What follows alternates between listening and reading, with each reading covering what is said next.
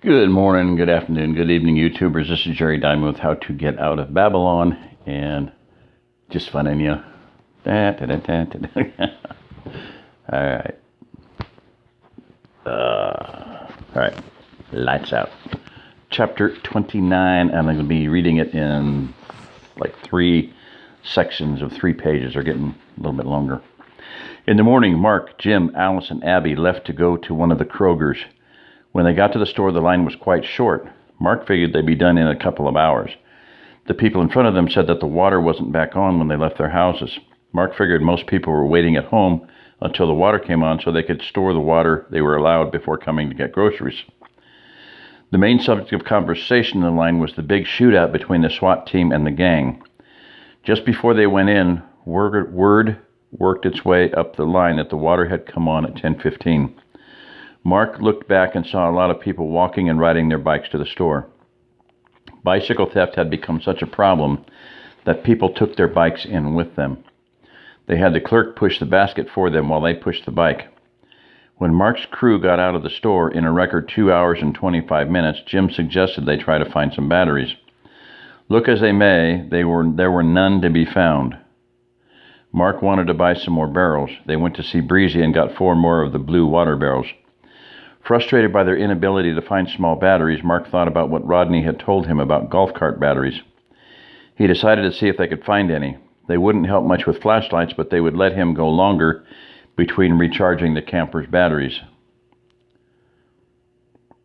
The golf courses they went to were all closed. At the last one he tried, he saw someone over by the office and called to him. The man came over and started to tell Mark that the course was closed until the lights came back on. Mark explained that they didn't want to play golf. He asked the man if they had any cart batteries they'd be willing to sell. The man opened the gate and let them in.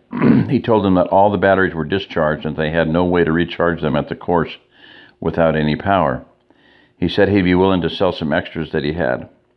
When Mark asked how much, the man replied $100 each. Mark thanked the man for his time, but told him that he couldn't afford that. As he and Jim turned to get back in the truck, the man said $75.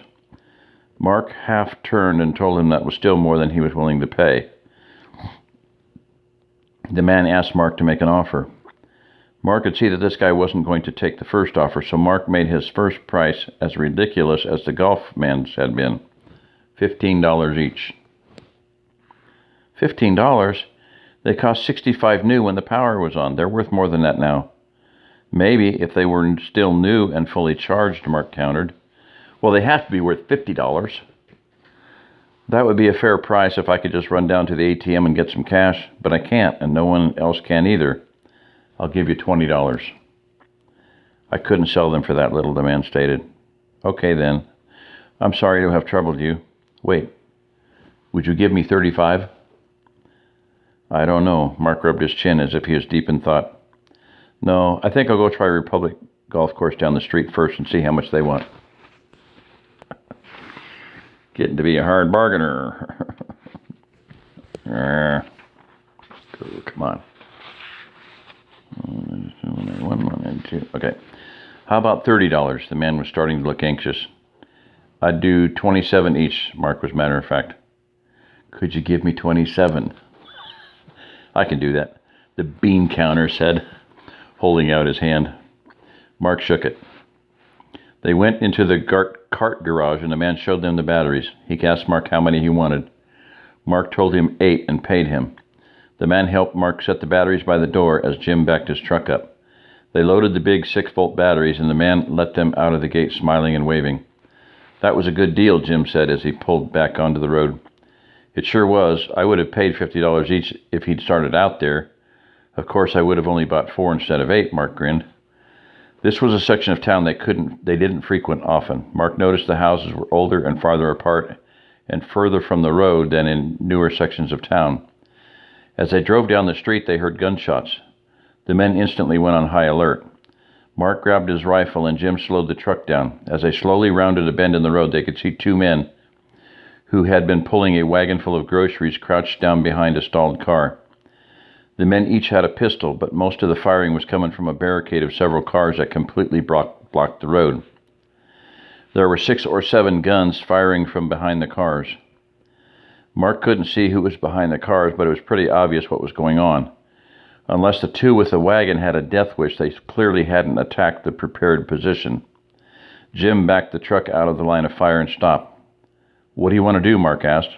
"We have to help those guys," Jim answered. "Agreed." Mark made sure his rifle and the mag carrier that held his magazines for the Mini-14. He pulled his Kel-Tec out of his back pocket and handed it to Abby. "Just in case. You two stay here." Abby reached into her purse and pulled a small revolver out. "Give it to Alice." Mark handed the .32 to Alice. Jim had grabbed some web gear in his M1A. Mark and Jim ducked down behind the line of cars on the side of the road and ran as best as they could in a crouched position until they got to where the 2 men were. They had been so intent on the barricade that they hadn't noticed the 2 men closing on their position.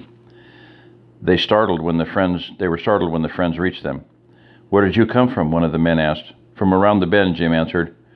"Our truck is around the corner. We'll cover you as you fall back to with your wagon, then we'll take you home." "But that is our home just on the other side of where the cars are parked," the other man stated. Mark and Jim looked at each other. The bullets were thumping into the car they were behind, but they would have to pass through at least 2 engine blocks to reach them. None of the shots sounded like they were coming from high-powered rifles. Mark looked at the men. One of them was quite a bit older than the other, and Mark thought they might be father and son. The older one had a 1911, and the younger one had a Beretta. He spoke to the younger one. "You and I are going to cross the road and get behind the cars over there while the other 2 give us some covering fire. Then we'll cover them while they move up a couple of cars. We'll go back and forth a couple of times until we get around this curve and have a better angle on them. Then we'll punch some holes in the cars they're hiding behind with our rifles. Ready?" "I'm ready," the young man said as he nodded his head. Mark counted. 1, 2, 3, go. Jim and the older man popped up and opened fire on the barricade. As Mark ran across the street, he heard the people behind the cars cursing as they ducked down behind their barricade. When Mark and the younger man were on the other side and in position, they heard Jim yell, "Ready? Go!" Mark and his companion opened up on the ambushers. When they saw that the men across the street had reached their next position, they dropped back down. Mark could see the young man struggling to change a magazine in his pistol. "Just relax," Mark said, not believing these words were coming out of his mouth. "Take a deep breath and take your time." The man did, and the magazine was changed and the empty one was put back into his pocket. "How are you on ammo?" "I have 2 more clips, magazines, and an extra box in my pocket," the young man answered. "Good. Are you ready to move?" The man nodded his head, and Mark yelled for Jim and his new partner to cover them. When Mark was moving, he heard someone behind the cars yell, "Shit, I'm hit." "Let's get the fuck out of here," another one yelled. Mark looked and saw 7 individuals running down the middle of the street away from them. One of them had a bad limp and was being helped by another. He looked across the street and saw that Jim had his rifle pointed in their direction, watching their every move.